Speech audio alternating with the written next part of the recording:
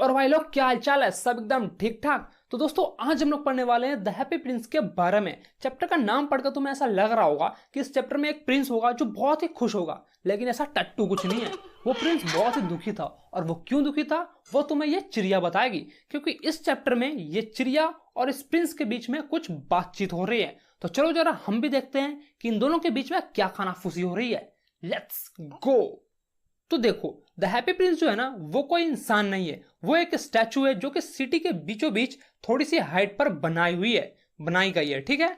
और ये जो स्टैचू है ना, वो एक प्रिंस की है, एक राजकुमार की है, और इसका नाम द हैप्पी प्रिंस इसलिए रखा गया क्योंकि जब ये प्रिंस जिंदा था तब ये राजकुमार बहुत ही खुश रहता था, बहुत ही हैप्पी रहता था, इसलिए इसका स्टैचू बनाया गया इसके मरने के बाद, और इसका नाम द हैप्पी प्रिंस रख दिया गया, ठीक है।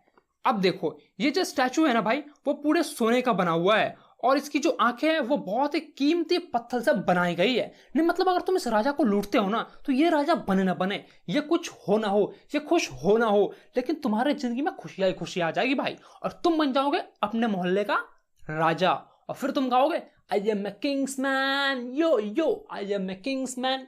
ये क्या गा रहा हूं मैं।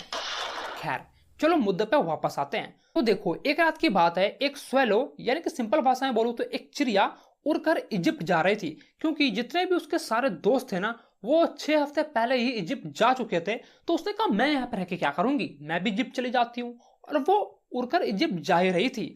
और उस रात वो उसी रास्ते से गुजर रही थी, सिटी के ऊपर से गुजर रही थी, और रात भी बहुत ज्यादा हो चुकी थी। तो उसने सोचा क्यों ना मैं आज की रात इसी सिटी में कहीं पे बिता लेती हूँ।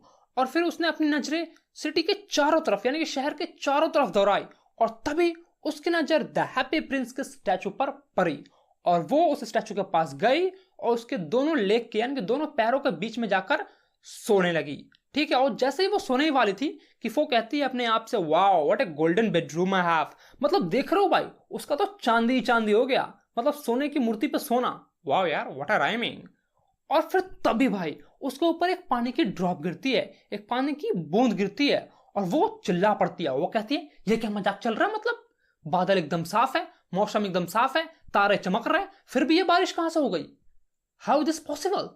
और वो ये सब बातें सोच ही रही होती है कि तभी दूसरा ड्रॉप भी उसके ऊपर गिर जाता है, और फिर वो अपने आप से कहती है छह कैसा स्टैचू है ये, मतलब मुझे बारिश से भी नहीं बचा सकता, लगता है मैंने गलत जगह चुन लिया अपने रात बिताने के लिए, मुझे दूसरे जगह जाना चाहिए।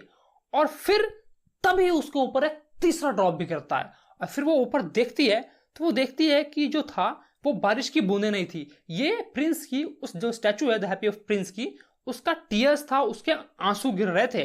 फिर वो उड़कर उस हैप्पी प्रिंस के फेस के पास जाती है। द हैप्पी प्रिंस का जो फेस था ना भाई, वो बहुत ही खूबसूरत दिख रहा था उस चमकती हुई चांद की रोशनी से। और फिर वो चिड़िया उस स्टैचू से पूछती है कौन हो तुम, तो स्टैचू बोलता है द हैप्पी प्रिंस।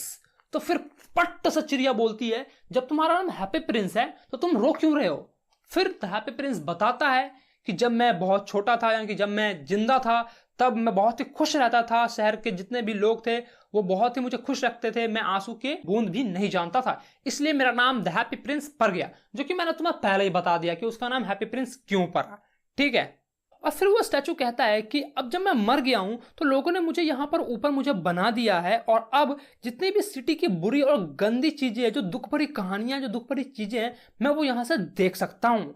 और जो मेरा दिल है ना, वो लेड का बना हुआ है, लेकिन फिर भी जो मेरे आंसू है वो निकल ही जाते हैं।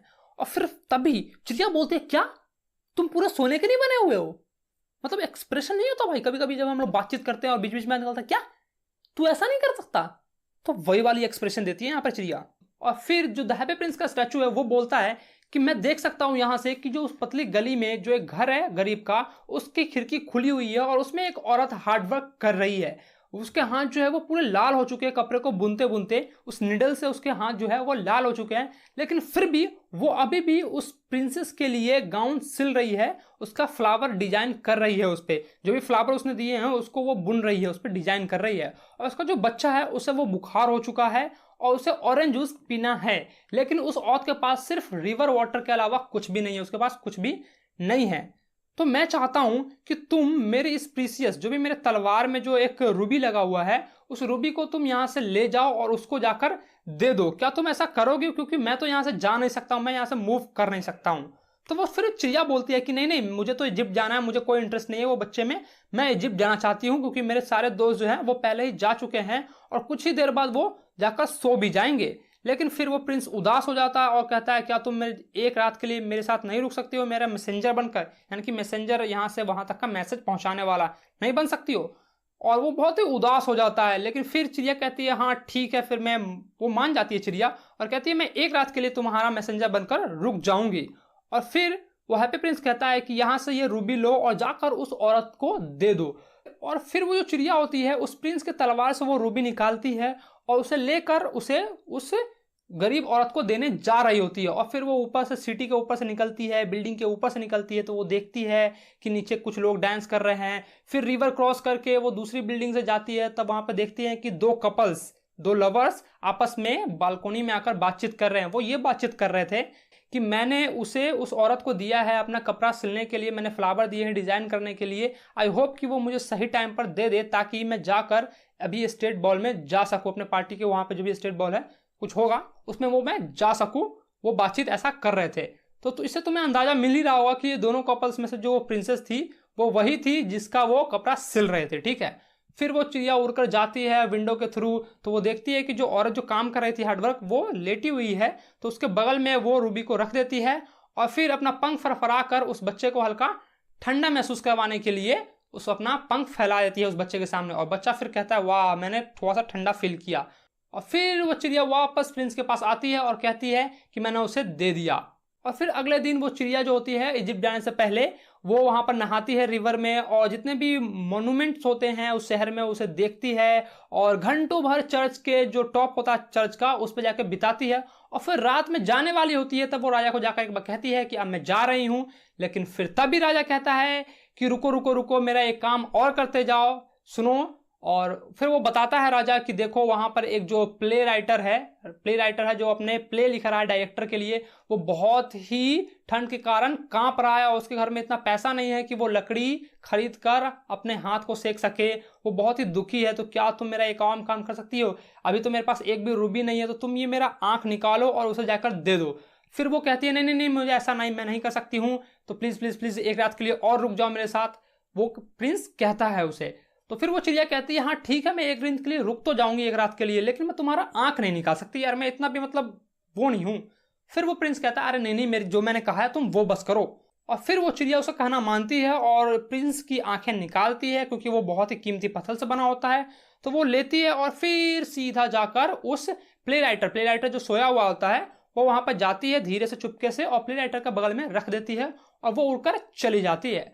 और फिर जब वो प्ले राइटर देखता है उस स्टोन को, उस जो कीमती पत्थर को देखता है प्रिंस की आई को, तो वो बहुत ही खुश हो जाता है और कहता है वाह वाह वाह, मेरा कोई चाहने वाला होगा या फिर मेरा जो कुछ होगा उसने मुझे लाकर ये दे दिया होगा। वो बहुत ही खुश हो जाता है और वो कहता है अब मैं आराम से प्ले अपना लिख सकता हूँ। उस डायरेक्टर के लिए, जो था डायरेक्टर था, उसके लिए वो प्ले आराम से वो अब लिख सकता था। और फिर वो चिड़िया उस प्रिंस के पास जाती है और बताती है कि मैंने तुम्हारा काम कर दिया है और अब मैं कल इजिप्ट चली जाऊंगी। और फिर कल होकर सुबह में वो पूरा शहर को घूमती है और बहुत चिल्ला चिल्ला कर कहती है लोगों को कि अब मैं इजिप्ट जाऊंगी, अब मैं इजिप्ट जाऊंगी। लेकिन कोई भी उसको रिस्पॉन्स नहीं करता क्योंकि कोई भी उसकी भाषा समझता नहीं है। तो वो सब अपने अपने अपने मजे में होते हैं और फिर चिड़िया आराम से वो सब चिल्लाती है, एंजॉय करती है। और फिर रात हो जाता है तो फिर से फाइनली एक बार जाती है प्रिंस के पास और कहती है कि अब मैं इजिप्ट जा रही हूँ। लेकिन फिर प्रिंस कहता है रुको रुको, तुम मेरा एक काम और करते जाओ।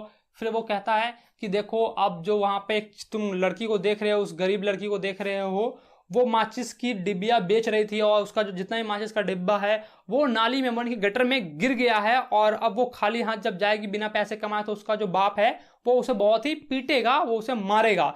तो तुम मैं एक काम और करो कि ये जो मेरी आंखें है तुम जाकर उसे, जो मेरी दूसरी आंखें बची हुई है, तुम जाकर उसके हाथ में दे दो।